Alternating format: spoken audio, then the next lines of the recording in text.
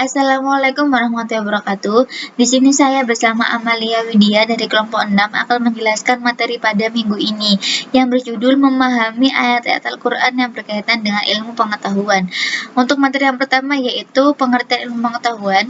Ilmu sendiri itu berasal dari kata bahasa Arab yang berarti suatu pengetahuan. Sedangkan dalam intisari bahasa Indonesia, ilmu sendiri merujuk pada sesuatu yang diteliti atau disebut juga dengan pengetahuan.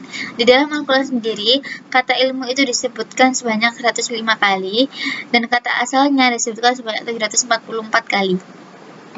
Materi yang kedua yaitu mengenai penafsiran ayat-ayat Al-Quran mengenai ilmu pengetahuan. Untuk yang pertama yaitu mengenai surat An-Nahl ayat 78 yang berbunyi, Wallahu akhrajakum min butuni ummahatikum la ta'lamuna syai'a wa ja'alakum as-sam'a wal absara wal af'idah la'allakum tashkurun. Dan Allah mengeluarkan kamu dari perut ibumu dalam keadaan tidak mengetahui sesuatu pun, dan Dia memberi kamu pendengaran, penglihatan, dan hati agar kamu bersyukur. Ayat ini Allah menjelaskan suatu keagaiban dan keajaiban yang sangat dekat dengan manusia. Manusia mengetahui fase pertumbuhan janin, tapi tidak mengetahui bagaimana janin itu mencapai kata sempurna. Sejak bertemunya sel sperma dan sel telur sampai menjadi manusia baru yang memiliki sifat kedua orang tuanya dan leluhurnya, dalam hal ini banyak proses kejadian yang menjadi rahasia hidup yang tersembunyi. Setelah mencapai kesempurnaannya, Allah menganugerahkan potensi bakat dan kemampuan seperti berpikir, bahagia, dan panca indera yang ada dalam manusia itu. Dijelaskan juga di dalam hadis riwayat Bukhari dari Abu Hurairah, Rasulullah SAW bersabda, sesungguhnya Allah SWT berfirman, siapa yang memusuhi kekasihku, maka aku menyatakan perang kepadanya, dan tiada mendekat kepadaku dengan sesuatu yang lebih aku sukai daripada menjelekkan pekerjaan yang aku wajibkan padanya. Hambaku selalu mendekatkan dirinya kepadaku dengan menjalankan ibadah-ibadah sunnah sehingga aku menyukainya. Apabila aku telah menyukainya, maka aku jadikan pendengaran yang ia pakai mendengar, penglihatan yang ia pakai untuk melihat, tangannya yang ia pakai untuk memukul, dan kakinya yang ia pakai untuk berjalan. Apabila ia memohon kepadaku, pasti akan kukabulkan permohonannya, dan apabila ia meminta perlindungan kepadaku, pasti akan kulindungi dia. Untuk penafsiran ayat yang kedua yaitu surat Al-Alaq ayat 1-5. Bismillahirrahmanirrahim. Iqra bismi rabbikal ladzi khalaq khalaqal insana min 'alaq iqra wa rabbukal akram alladzi 'allama bil qalam 'allamal insana ma lam ya'lam. Bacalah dengan menyebut nama Tuhanmu yang menciptakan. Dia telah menciptakan manusia dari segumpal darah. Bacalah, dan Tuhanmu lah yang Maha Pemurah yang mengajarkan manusia dengan perantara kalam. Dia mengajarkan kepada manusia apa yang tidak diketahuinya. Surat ini diturunkan pertama kali dengan 5 ayat pertama, kemudian diturunkan ayat lainnya dari surat Al-Alaq yang berkenaan dengan Abu Jahal. Surat ini turun ketika Rasulullah berada dalam Gua Hiro. Datanglah malaikat Jibril membawa wahyu surat Al-Alaq ayat 1-5, dan ini merupakan wahyu pertama Rasulullah SAW. Di sini malaikat Jibril memerintah Rasulullah untuk berkata, bacalah. Lalu Rasulullah menjawab bahwasanya beliau tidak bisa membaca. Hal ini dilakukan 3 kali sampai akhirnya terakhir Rasulullah bisa mengatakan ayat tersebut. Lalu dari sini Rasulullah pulang dengan gemetar dan meminta Khadijah istrinya untuk menyelimutinya, dan Khadijah bertanya apa yang telah terjadi oleh Rasulullah dan menceritakan apa yang dialaminya. Ayat ini juga menjelaskan bahwa manusia tidak hanya diciptakan saja tetapi juga diperintah dan dilarang. Setelah diperintahkan membaca, disebutkan juga mengenai penciptaan manusia yaitu dari segumpal darah yang di ayat kedua. Di antara bentuk karunia Allah SWT kepada manusia menurut Syekh As-Sa'adi radhiyallahu an adalah Dia mengajarkan ilmu kepada manusia sebagaimana dijelaskan dalam surat Al-Alaq ayat ketiga, keempat, dan kelima. Di ayat keempat disebutkan kata kalam yang berarti pena. Maksudnya yaitu mengajarkan ilmu dengan meliputi 3 hal, yaitu memikirkan, mengajarkan lafaz Al-Quran, dan mengajarkan cara menulisnya. Menurut Syekh As-Sa'adi mengatakan bahwa manusia ketika dilahirkan tidak tahu apa-apa, lalu Allah menjadikan baginya penglihatan dan pendengaran serta hati sebagai jalan untuk mendapatkan suatu ilmu. Allah mengajarkan manusia Al-Quran dan mengajarkan suatu hikmah yaitu ilmu dengan kalam yang bisa membuatnya menjadi semakin lekat. Allah sangat memuliakan dan menghormati manusia dengan ilmu. Ilmu sendiri mencakup 3 aspek yaitu di hati, lisan, dan tulisan. Dijelaskan dalam sebuah atsar juga disebutkan, ikatlah ilmu dengan tulisan, dan masih disebutkan juga dalam atsar bahwa barang siapa yang mengamalkan ilmu yang dikuasainya, maka Allah akan memberikan kepadanya ilmu yang belum diketahuinya. Untuk materi penafsiran selanjutnya dijelaskan oleh Mbak Amalia Widya Mahanini. Kepadanya dipersilahkan. Untuk selanjutnya yaitu surah At-Taubah ayat 122. Bismillahirrahmanirrahim. Wa ma kana al-mu'minuna liyanfiru kaffah falawla nafara min kulli firqatin minhum ta'ifatun liyatafaqahu fid-dini wa liyunziru qaumahum idza raja'u ilaihim la'allahum yahdharun. Artinya, tidak sepatutnya bagi mukminin itu pergi semuanya ke medan perang.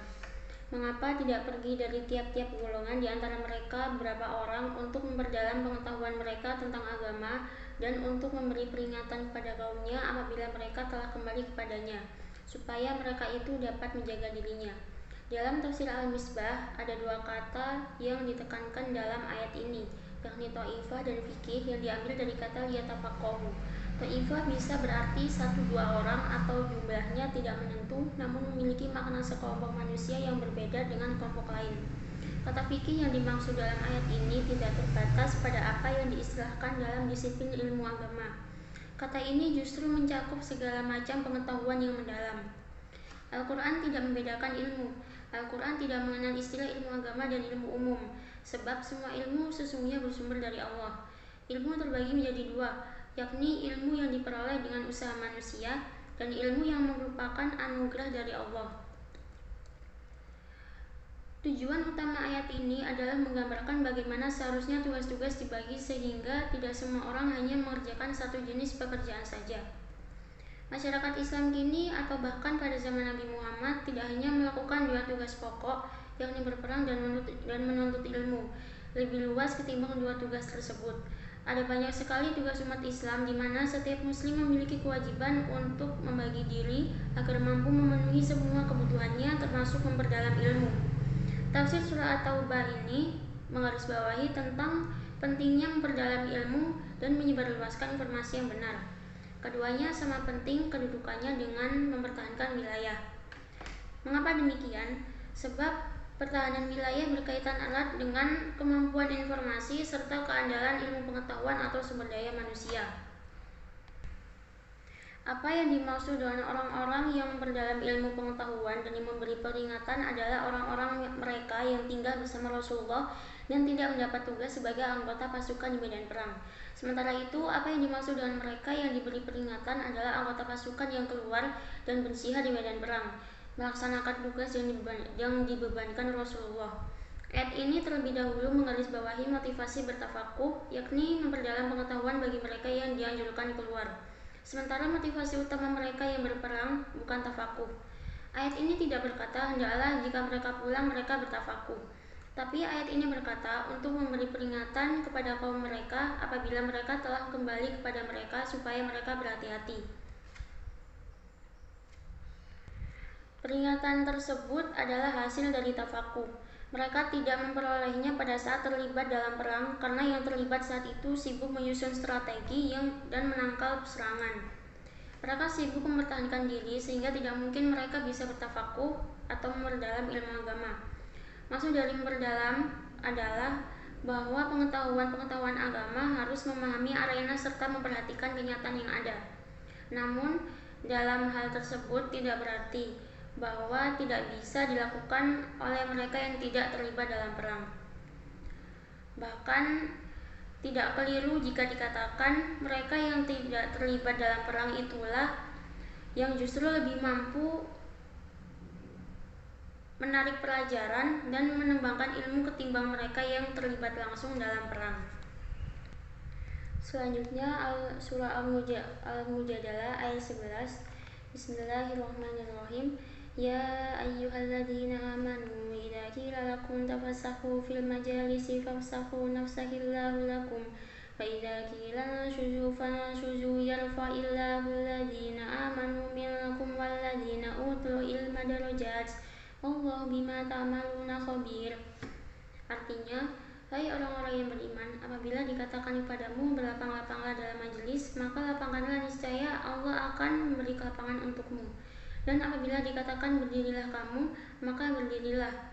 Niscaya Allah akan meninggikan orang-orang yang beriman di antaramu dan orang-orang yang diberi ilmu pengetahuan beberapa derajat. Dan Allah Maha mengetahui apa yang kamu kerjakan. Dalam ayat di atas ada dua perintah Allah untuk hambanya. Pertama, berilah kelapangan saat diperlukan dalam suatu majelis. Kedua, berdirilah saat keadaan mengharuskan berdiri. Kelapangan yang dimaksud sebagaimana dijelaskan dalam tafsir Jalalain adalah tawasau, yaitu luaskanlah. Lapang atau luas ini berlaku di majelis mana saja. Maksudnya bukan berarti kita harus membuat majelis yang luas, akan tetapi selalu memberikan kesempatan dan keluasan tempat bagi yang baru datang. Misal kita mengadakan hajatan atau kita pergi ke hajatan orang lain. Di saat kita dan tamu undangan yang lain sudah duduk, lalu tiba-tiba datang undangan yang lain, biasanya orang acuh tak acuh dan tak mau berbagi tempat dengan orang yang datangnya terlambat. Nah, disinilah ayat turun agar kita menguatkan hubungan sosial. Orang yang rela berbagi tempat dengan orang yang datang adalah orang paling mulia di majelis tersebut. Sebenarnya ayat ini bukan hanya berlaku di hajatan dan majelis ilmu atau sholawat, akan tetapi berlaku juga pada para penumpang transportasi umum. Adapun yang dimaksud dengan lafal insyuzu dalam tafsir Jalalain adalah kumu isolati wa wiriha minal khairati. Segeralah berdiri untuk melakukan sholat dan kebaikan-kebaikan yang lain. Dalam artian, berlomba-lombalah dalam hal kebaikan. Di akhir ayat tersebut Allah menegaskan bahwa dia Maha mengetahui atas semua amal kita, dalam artian sekecil apapun kebaikan yang kita lakukan, seperti halnya memberikan kelapangan tempat bagi orang lain, pasti akan dibalas olehnya. Sekian presentasi dari kelompok kami. Apabila ada salah kata, mohon dimaafkan dan semoga bermanfaat. Wassalamualaikum warahmatullahi wabarakatuh.